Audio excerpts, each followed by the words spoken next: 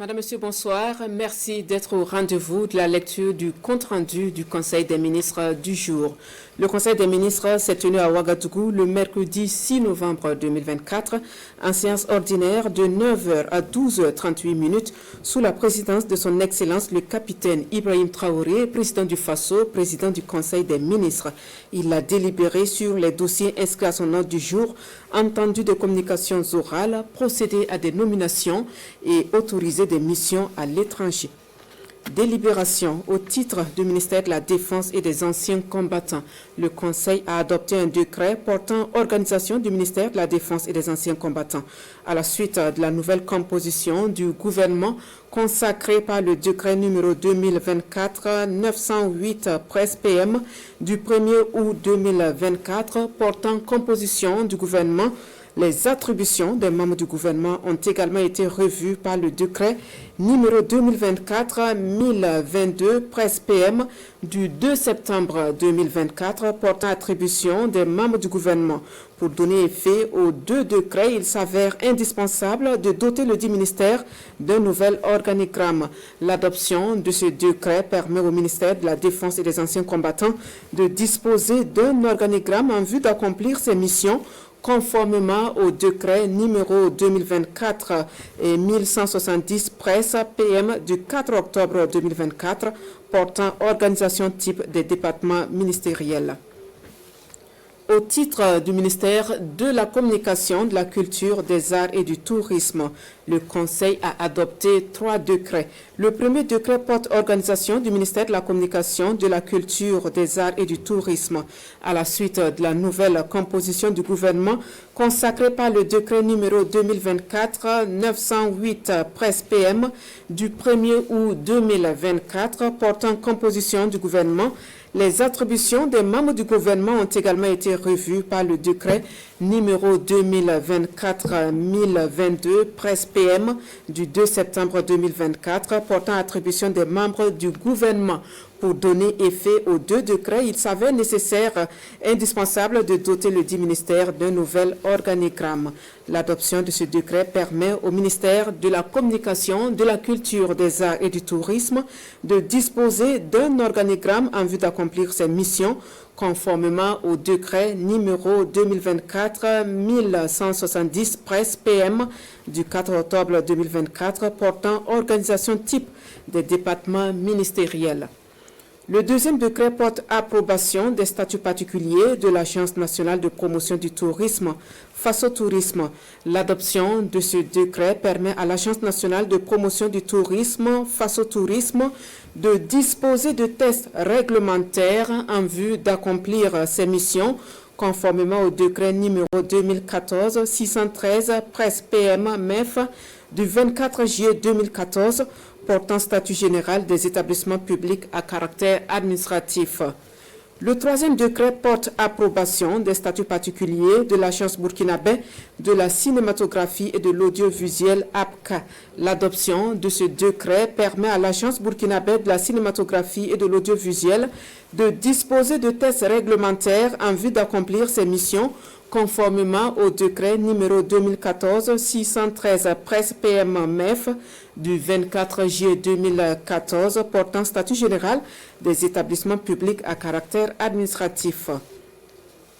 Au titre du ministère de l'administration territoriale et de la mobilité, le Conseil a adopté un rapport relatif au projet spécifique 2024 du ministère de l'administration territoriale et de la mobilité. Ces projets portent sur la réalisation de travaux de conception, de réhabilitation et de construction d'infrastructures aéronautiques et extra-aéronautiques de l'aéroport international de Bobo-Dioulasso. Il s'agit de mettre à la disposition des exploitants du transport aérien des infrastructures et des services de qualité modernes et innovants pour booster les activités du transport aérien, passagers et fret, ainsi que les services connexes, hôteliers, touristiques, agro-silvopastoral et de commerce au niveau de l'aéroport de Bobo-Dioulasso. La réalisation des travaux permettra également d'activer l'exploitation du potentiel de cet aéroport.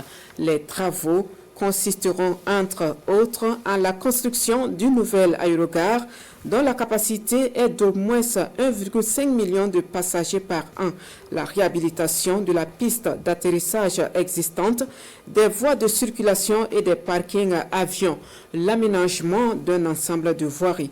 Le coût global de ce projet spécifique est de 80 milliards de francs CFA.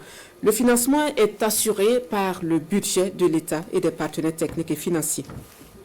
Au titre du ministère de l'Économie et des Finances, le Conseil a adopté 2 décrets. Le premier décret porte création de l'Agence nationale de promotion du tourisme, FASO Tourisme. Ce décret consacre le changement de dénomination de l'Office national du tourisme ONTB en Agence nationale de promotion du tourisme, FASO Tourisme. Ce changement de dénomination vise à mettre en exergue la nouvelle orientation nationale qui consiste à mettre en avant le tourisme interne comme pilier du développement touristique national. Pour ce faire, les attributions de FASO Tourisme portent essentiellement sur la promotion de la destination Burkina Faso, aussi bien à l'intérieur qu'à l'extérieur.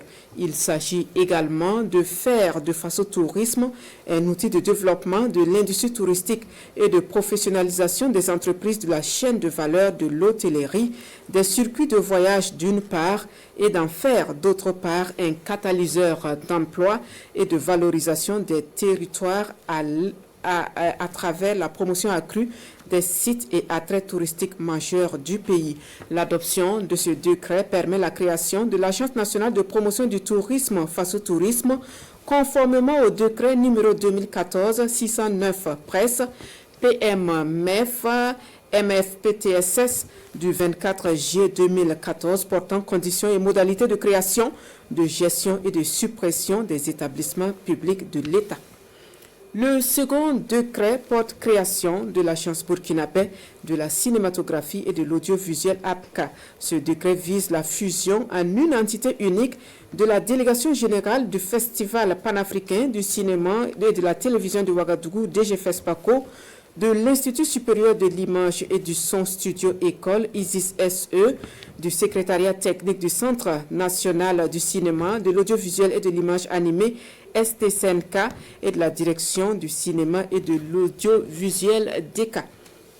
La mission principale assignée à l'Agence burkinabé de la cinématographie et de l'audiovisuel est d'assurer la mise en œuvre des actions de développement de l'industrie cinématographique et d'impulser une nouvelle dynamique dans la structuration de la filière du cinéma, de l'audiovisuel et de l'image animée au Burkina Faso.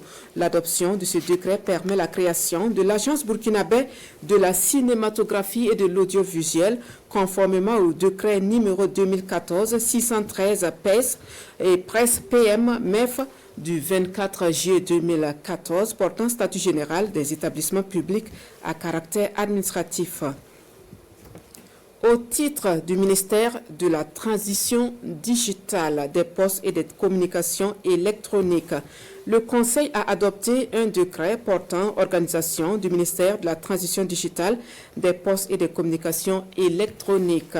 À la suite de la nouvelle composition du gouvernement consacrée par le décret numéro 2024-908 presse PM du 1er août 2024 portant composition du gouvernement, les attributions des membres du gouvernement ont également été revues par le décret numéro 2024-1022 presse PM du 2 septembre 2024 portant attribution des membres du gouvernement. Pour donner effet aux 2 décrets, il s'avère indispensable de doter le dit ministère d'un nouvel organigramme. L'adoption de ce décret permet au ministère de la Transition digitale, des postes et des communications électroniques de disposer d'un organigramme en vue d'accomplir ses missions conformément au décret numéro 2024-1170 presse PM du 4 octobre 2024 portant organisation type des départements ministériels. Au titre du ministère de l'Énergie, des Mines, et des carrières. Le Conseil a adopté un décret portant organisation du ministère de l'Énergie, des Mines et des Carrières. À la suite de la nouvelle composition du gouvernement consacrée par le décret numéro 2024-908 presse PM du 1er août 2024 portant composition du gouvernement, les attributions des membres du gouvernement ont également été revues par le décret numéro 2024-1022 presse PM du 2 septembre 2024 portant attribution des membres du gouvernement. Pour donner effet aux deux décrets, il s'avère indispensable de doter le dit ministère d'un nouvel organigramme.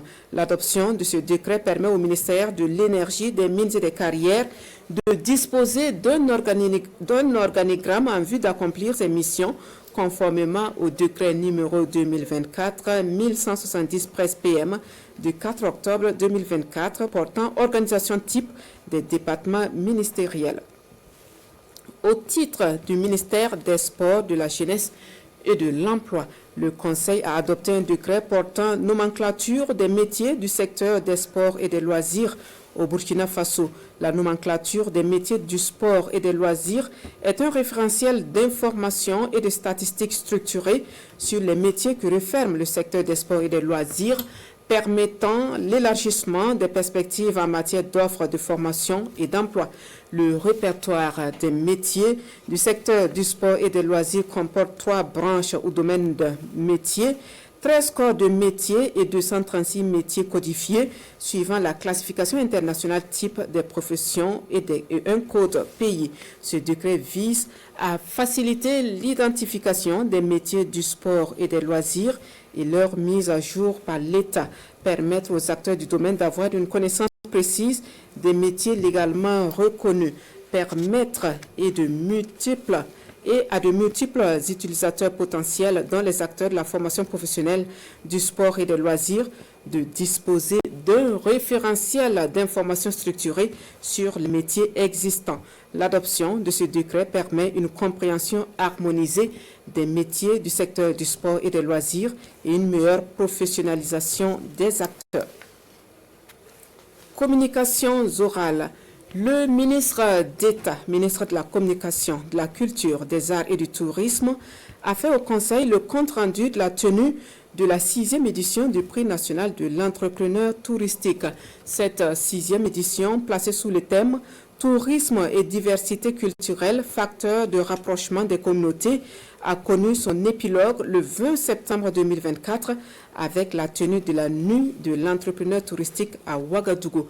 En 2024, le Prix national de l'entrepreneur touristique a enregistré 230 candidatures contre 211 en 2023. Les travaux de sélection des jurys ont permis de décerner au cours de cette édition 16 trophées, dont 8 en compétition officielle, 4 prix spéciaux et 4 trophées d'hommage à des acteurs privés du tourisme. Le ministre de l'Administration territoriale et de la Mobilité a fait au Conseil une communication relative à l'élaboration d'un guide de redevabilité des collectivités territoriales. La loi numéro 055-2004 AN du 31 décembre 2004 portant code général des collectivités territoriales fait obligation aux décideurs locaux de rendre compte de la gestion des affaires locales aux populations. Ce devoir de redevabilité constitue un des principes directeurs de la mise en œuvre de la politique nationale de décentralisation. L'ambition de ce guide est d'encadrer l'exercice de la redevabilité au sein des collectivités territoriales et d'évaluer la participation de la population à la gestion des affaires locales. Le ministre de l'Action humanitaire et de la solidarité nationale a fait au Conseil 2 communications. Une communication relative à la commémoration de la 32e journée internationale des personnes handicapées au Burkina Faso, prévue le 3 décembre 2024. Cette journée, placée sous le thème « Crise sécuritaire et humanitaire », quelle stratégie pour une meilleure contribution des personnes handicapées à la consolidation de la paix et de la cohésion sociale?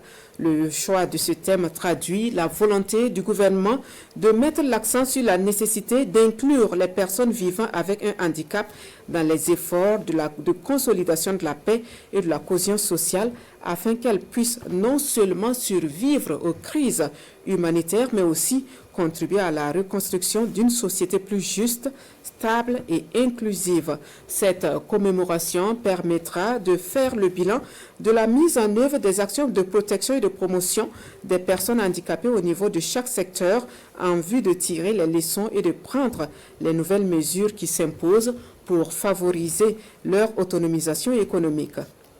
Une communication relative à l'organisation de la 17e édition du mois de la solidarité. Cette édition du mois de la solidarité qui se tient du 4 novembre au 3 décembre 2024 est placée sous le thème Solidarité, facteur de cohésion sociale.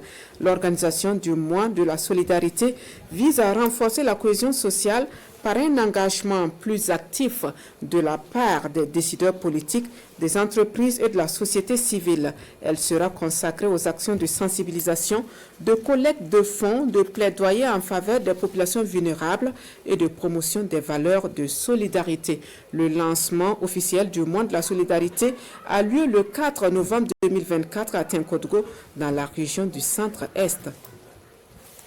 Le ministre de l'Industrie, du Commerce et de l'Artisanat a fait au Conseil le compte-rendu de la participation du Burkina Faso à la rencontre des ministres chargés de l'Industrie et du Commerce et des représentants du secteur privé de la Confédération des États du Sahel AES à Bamako le 19 octobre 2024. Cette rencontre visait à faciliter la création d'un cadre de concertation et de coordination des actions du secteur privé de l'AES au bénéfice de l'économie de la Confédération.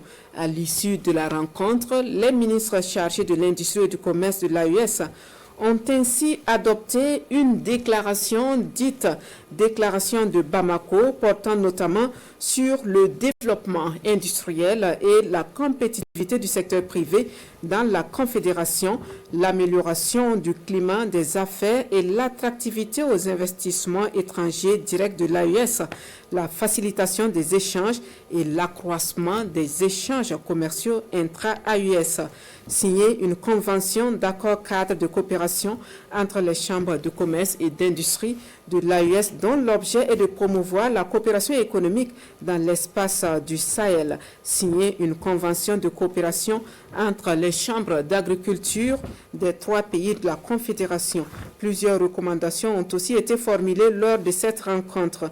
Il s'agit, entre autres, d'encourager l'harmonisation des politiques industrielles des pays membres, de soutenir le développement des chaînes de valeur reposant sur les avantages de chaque pays de l'Alliance, d'exhorter la mise en place d'un dispositif de dialogue public-privé, de solliciter la convocation d'une rencontre entre les experts du commerce, de l'industrie, de la douane et du secteur privé en vue d'une mise en œuvre rapide de la libre circulation des personnes et des biens dans l'espace AES.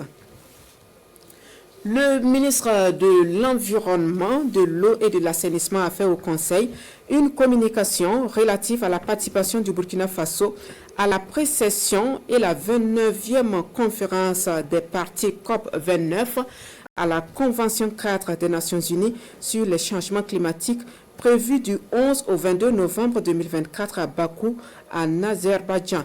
Le Burkina Faso a ratifié la Convention cadre des Nations Unies sur les changements climatiques le 2 septembre 1993. Il participe régulièrement aux instances de la conférence des parties COP ainsi qu'à la conférence des parties au protocole de Kyoto et à l'accord de Paris qu'il a ratifié respectivement le 31 mars 2005 et le 11 novembre 2016. L'année 2024 marque ainsi la 29e conférence des parties sur les changements climatiques COP29 qui s'inscrit dans la dynamique d'une ambition plus accrue pour un monde décarboné. Les négociations à la COP29 seront orientées sur les questions clés, notamment un nouvel objectif collectif qualifié en matière de finances climat, le cadre de transparence climatique, les programmes de travail sur l'atténuation et l'objectif mondial en matière d'adaptation. Le ministre des Sports, de la Jeunesse et de l'Emploi a fait au Conseil le compte-rendu des matchs de la double confrontation entre le Burkina Faso et le Burundi, comptant pour les 3e et 4e journées des éliminatoires de la Coupe d'Afrique des Nations CAN Maroc 2025. Ces compétitions qui se sont déroulées en République de Côte d'Ivoire ont permis aux étalons du Burkina Faso de se qualifier pour la CAN 2025. Avec les résultats obtenus, notre équipe nationale occupe la première place du groupe L devant le Sénégal, le Burundi et le Malawi. Le Conseil félicite l'équipe nationale de football pour ses résultats appréciables et encourage les différents acteurs à redoubler d'ardeur dans le travail pour mieux aborder les prochaines journées. Et c'est signé Jean-Emmanuel Ouedraogo, porte-parole du gouvernement pour la partie nomination. Veuillez consulter les parutions de demain ou le journal officiel. Merci de votre attention et très belle soirée.